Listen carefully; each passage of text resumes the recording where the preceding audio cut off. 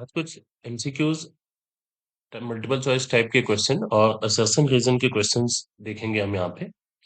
जो सबसे पहला क्वेश्चन यहाँ दिख रहा है, lines are parallel if they do not intersect is stated in the form of definition, proof, axiom, postulate.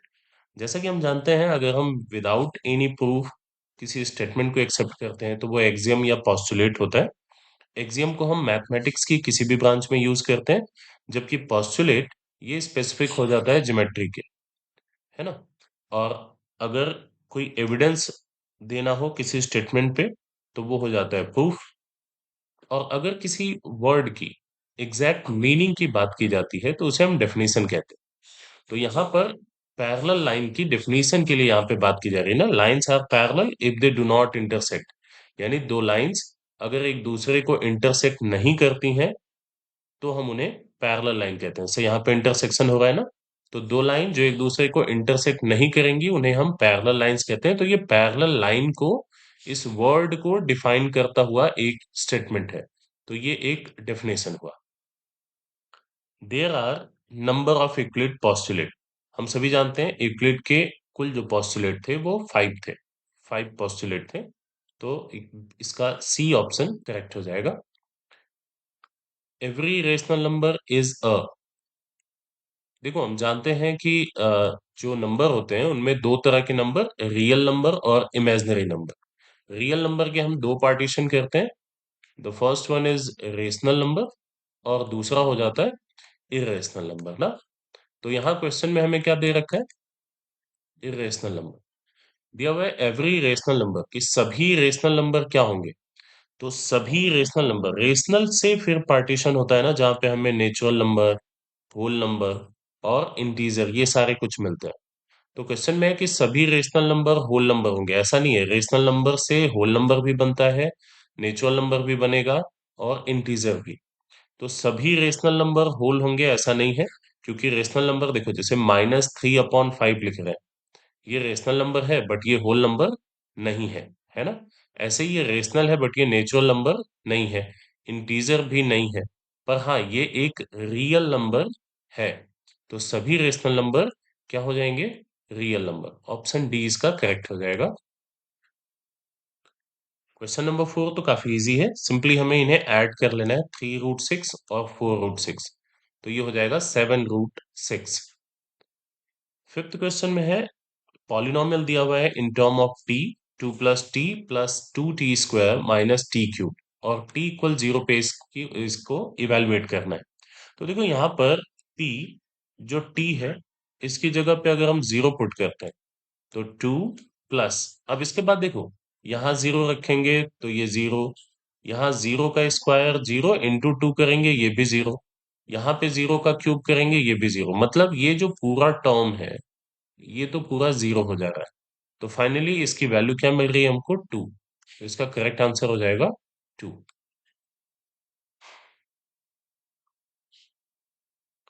Next देखते हैं क्वेश्चन नंबर 6।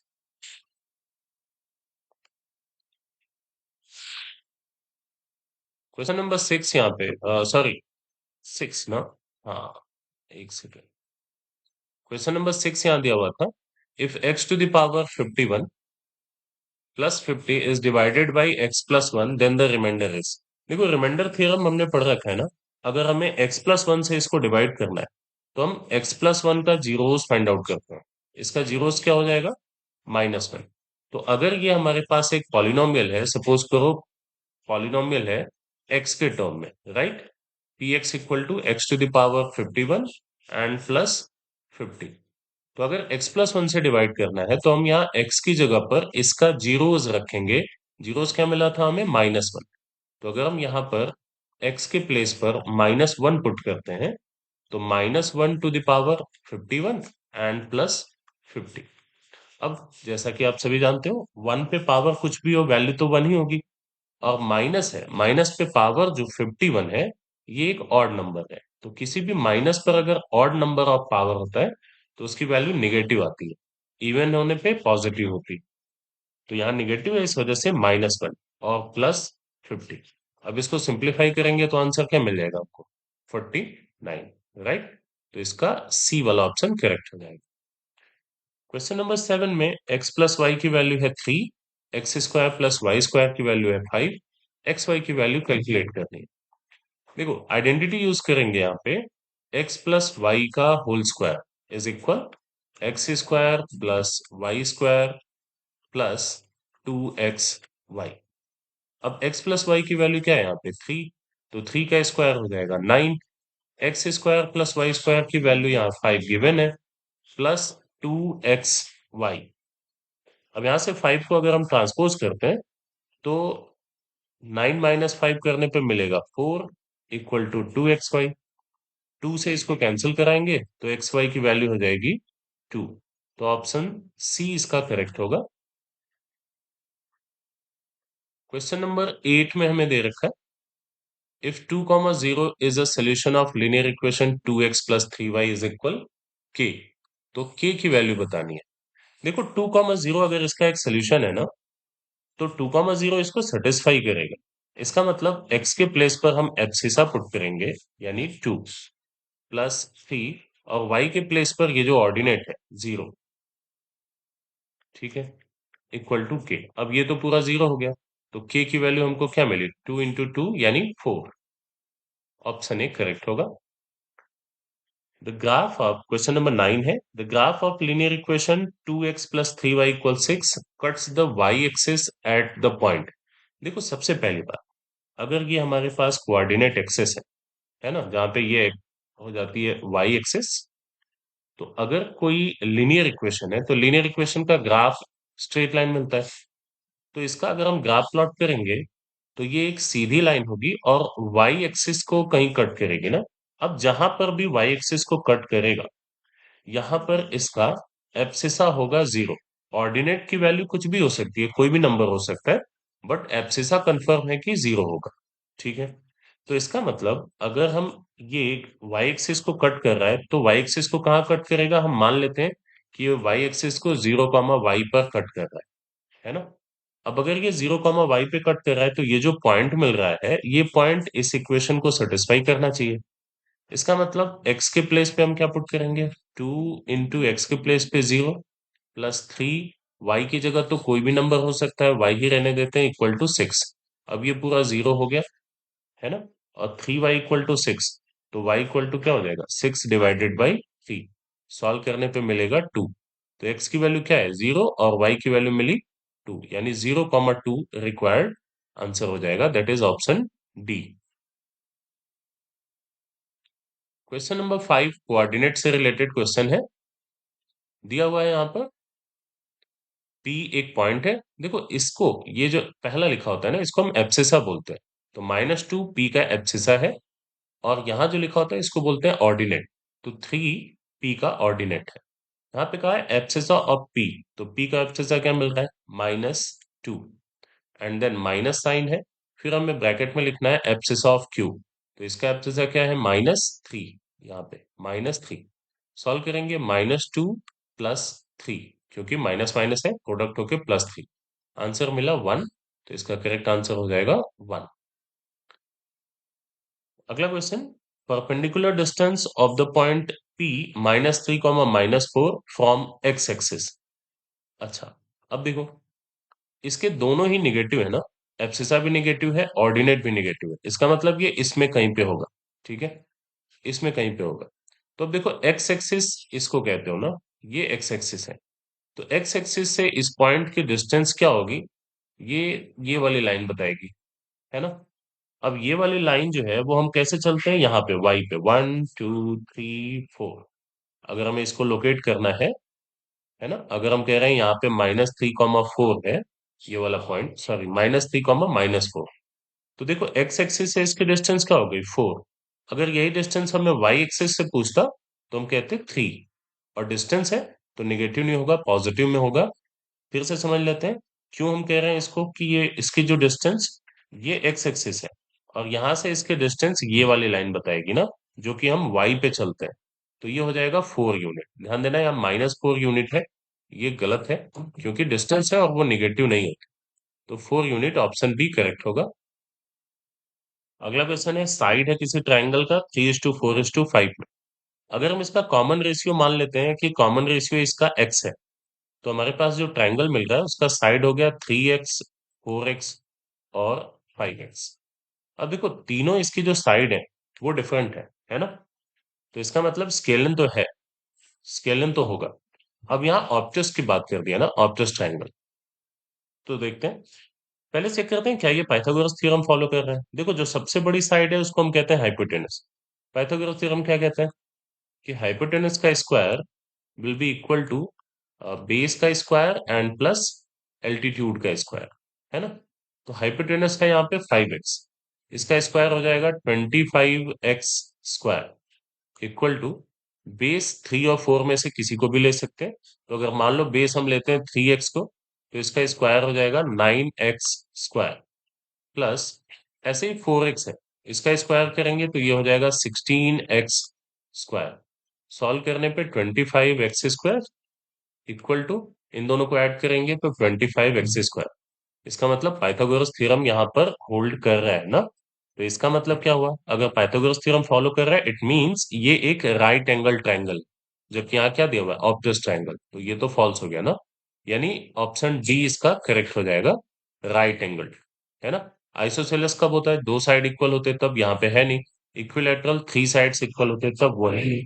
इसलिए ये ऑप्शन रॉन्ग है इसके। ये हो सकता था स्केलन, लेकिन ऑब्टस कह दिया है, और यहाँ पर क्या है, राइट एंगल ट्रायंगल है, इस वजह से ये वाला ऑप्शन भी इसका इनकरेक्ट हो जाएगा। क्वेश्चन नंबर 13 देखते हैं। 13 में यहाँ पे देखो ट्रायंगल है, दो ट्रायंगल, एक ट्रायंगल है ए बी सी। तो अगर हम यहाँ पे एक ट्रायंगल ड्रॉ कर लेते हैं, ये ट्रायंगल हो गया हमारा A B C, A B C. और सपोज करो यहाँ पे एक दूसरा ट्रायंगल है पी क्यू आर। नाम नेमिंग कर लेते हैं यहाँ पे हम। ये ट्रायंगल है ए, जस्ट अ मिनट, ये ट्रायंगल है हमारा ए बी सी ना, ये ए है। यहाँ पर ट्रायंगल हो जाएगा हमारा ए बी सी, और दूसरा ट्रायंगल है यहाँ पर पी क्यू आर। ठीक है, ये दो ट्रायंगल हो गए। एंगल ए की वैल्यू है 30 डिग्री, यहाँ पर ये एंगल है 30, एंगल पी 70 डिग्री है, एंगल बी भी 70 डिग्री है, और एंगल क्यू 80 डिग्री है, यहाँ पे ये 80 डिग्री। ए बी इक्वल है आर पी के, ए बी साइड इक्वल है आर पी के। यहाँ पे कॉन्ग्रुएंसी के क्राइटेरिया दिए हुए हैं। देखो इसे दो तरीके हो सकते हैं, या तो हम पता कर लेते हैं कि दोनों ट्रायंगल किस तरह से कॉन्ग्रुएंट है, या हम चाहें तो यहाँ ऑप्शन देख करके भी अपना आंसर टिक कर सकते हैं। जैसे यहाँ पे देखो ए बी शुरू के दो साइड है, ये किसके इक्वल गिवन है, पी क्यू के, बट यहाँ पे ए बी किसके इक्वल है, पी आर के, तो इसलिए ये वाला ऑप्शन तो इनकरेक्ट हो गया ना। यहाँ भी देखो ए बी किसके इक्वल है, क्यू आर के, जबकि हम जानते हैं ए बी हमें इक्वल दे रखा है किसके, पी आर के, तो इट मीन्स ये वाला ऑप्शन भी करेक्ट इनकरेक्ट है। यहाँ पे ए बी इक्वल है आर पी के, ये ऑप्शन मे बी ट्रू हो सकता है, हम और भी चीजें चेक करते हैं। फोर्थ पे आते हैं, यहाँ पे ए बी इक्वल है आर क्यू के, right, A B R Q के इस साइड के इक्वल कह रहा है, जो कि फॉल्स है। तो ये तीनों ऑप्शन तो इनकरेक्ट हो गए ना। इट मीन्स इफ ये वाला ऑप्शन जो है वो करेक्ट दिख रहा है। अच्छा दूसरी चीज भी अगर हम चेक करना चाहें ना, तो देखो यहाँ पे जो एंगल बी है वो 70 डिग्री है, तो यहाँ पे बी किसके इक्वल होना चाहिए, पी के। पी कितना है, 70, तो इसका मतलब ये वाला ऑप्शन करेक्ट हो जाएगा ना। अब वैसे भी तीन इनकरेक्ट हो गए, तो जो बचा है वही करेक्ट होगा। क्वेश्चन नंबर 14 देखते हैं। ट्रायंगल है हमारे पास क्यू पी आर, मतलब पी क्यू आर एक ट्रायंगल है, राइट। सपोज करो ये पी क्यू आर एक ट्रायंगल है, जिसमें क्यू पी आर की वैल्यू दिया है 80। सेंटर में जो पॉइंट होता है वहीं पे एंगल बनाते हैं, तो ये एंगल हो गया 80 डिग्री। P Q is equal to P R, ये दोनों साइड इक्वल है। Then angle R and angle Q, देखो हम जानते हैं किसी ट्रायंगल में अगर दो साइड इक्वल होते हैं तो उनके अपोजिट के एंगल भी इक्वल होंगे। इट मीन्स अगर हम इसको मार्क करते हैं एक्स, तो एंगल आर भी हो जाएगा एक्स। अब किसी भी ट्रायंगल में तीनों एंगल का जो सम होता है वो होता है 180 डिग्री, है ना, angle sum property of triangle से। इन दोनों का सम हो जाएगा 2x, 80 को ट्रांसपोज करोगे तो मिलेगा 100, और इसको सिंप्लीफाई करेंगे तो x की वैल्यू क्या मिली, 50। यानी एंगल पी भी 50 होगा, और एंगल क्यू भी 50 होगा, और एंगल आर भी 50 होगा। तो ऑप्शन डी करेक्ट हो जाएगा। क्वेश्चन नंबर 15 है, the number of dimension in a solid. Solid में कितने डायमेंशन होते हैं? यूक्लिड्स में आपने पढ़ा है, थ्री स्टेप में यहाँ पर हम करते हैं इसको। सॉलिड, सॉलिड से किस पे जाते हैं? सरफेस पे, या प्लेन कहते हो आप इसे। और यहां से फिर जाते हैं हम लाइन पे, एंड लाइन से पॉइंट पे। तो इक्वलिस्ट थ्री स्टेप में सॉलिड से पॉइंट तक पहुंचते हैं। सॉलिड में थ्री डायमेंशन होते हैं, सरफेस में दो डायमेंशन, लाइन में वन, और पॉइंट में जीरो। यहाँ पर हमने सॉलिड की बात किया है, तो इसलिए सॉलिड में कितने डायमेंशन जाएंगे? थ्री। तो ऑप्शन सी इसका करेक्ट होगा। आगे असर्शन रीजन टाइप के क्वेश्चन है, इनको देखते हैं।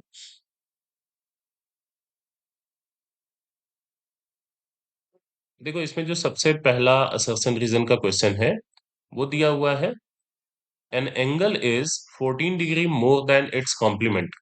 अच्छा देखो, अगर हम सपोज करते हैं कि एंगल एक्स है, लेट एंगल बी एक्स।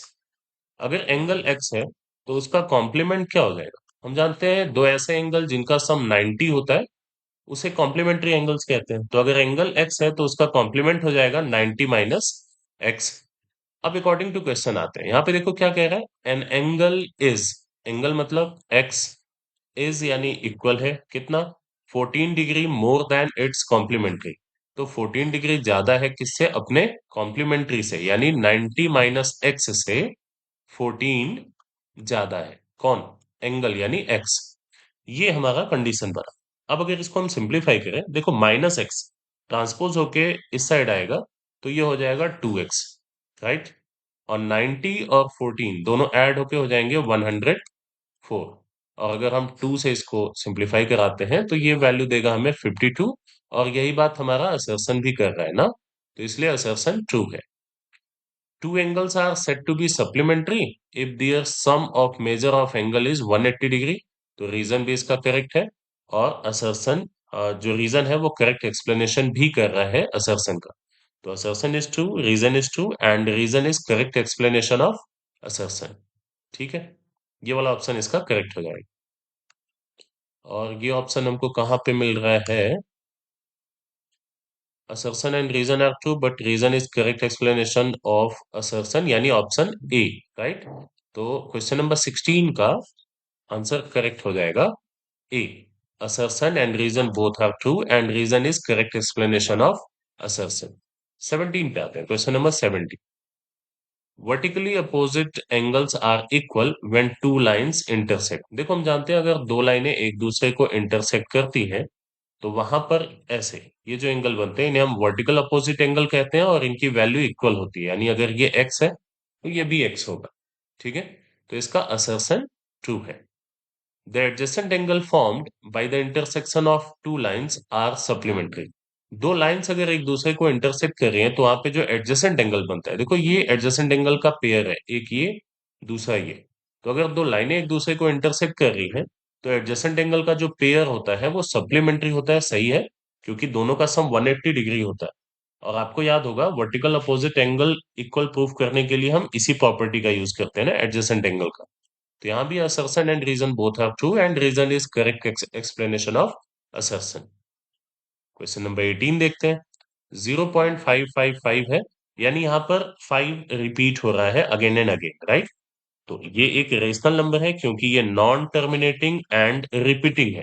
जब non terminating and non repeating होता है, तब इरेशनल नंबर होता है।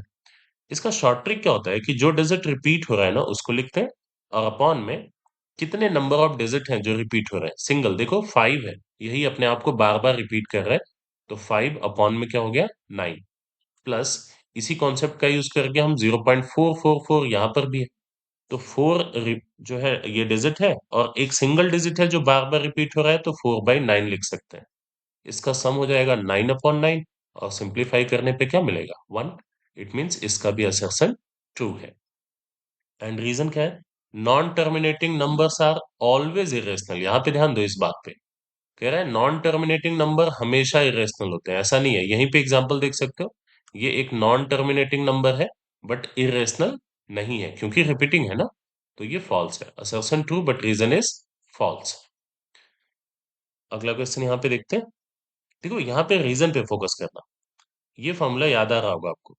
अगर x plus y plus z तीन नंबर है, उनका सम जीरो है, तीनों नंबर्स का सम जीरो है, तो उनके क्यूब का जो सम होता है वो three into product of three numbers होता है। तो रीजन तो ट्रू है। अब ये देखते हैं कि क्या ये इस पे फुलफिल कर रहा है। तो देखो यहाँ x की जगह पर क्या है, 8 है, y के प्लेस पर है -3 और z के प्लेस पर है -5। तो अगर हम तीनों का सम करते हैं यानी 8 -3 -5, तो ऑब्वियसली हमें जीरो मिल रहा है। तो इसका मतलब कि थ्री, इसका जो क्यूब का सम होगा वो थ्री इंटू तीनों नंबर का प्रोडक्ट ये होगा। और इनका मल्टीप्लाई करने पे हमें क्या मिलता है, 1260। इट मीन्स इसका असर्शन भी ट्रू है। तो assertion true, reason true, and reason is also correct explanation of assertion. The last question, question number 20. In triangle ABC, BC is equal to AB. एक ट्रायंगल है ABC, ABC, जहां पर BC यानी ये side equal है AB के, मतलब इसके, और एंगल B की वैल्यू है 80 डिग्री ये, एंड एंगल ए गिवन है 50 डिग्री। इस वाले एंगल की वैल्यू दिया हुआ है 50 डिग्री। ठीक है। तो क्वेश्चन है कि ये सही हो सकता है या नहीं। तो देखो, अगर ये 80 है और ये 50 है, दोनों साइड इक्वल है, तो ऑब्वियसली ये 50 है, तो ये वाला एंगल भी क्या हो जाएगा, 50। अब ये देखो, क्या ये angle sum property of triangle को होल्ड कर रहा है, बिल्कुल कर रहा है। 50 प्लस 50 100 और प्लस 80 180। तो इसलिए असर्शन ट्रू है। रीजन क्या है, in a triangle angles opposite to two equal side are equal. दो साइड इक्वल हैं तो उनके अपोजिट के एंगल भी इक्वल होंगे। तो रीजन भी आर ट्रू है और ये करेक्ट एक्सप्लेनेशन भी है। आई होप ये सारी चीजें आपको समझ में आ गई होंगी। Thank you.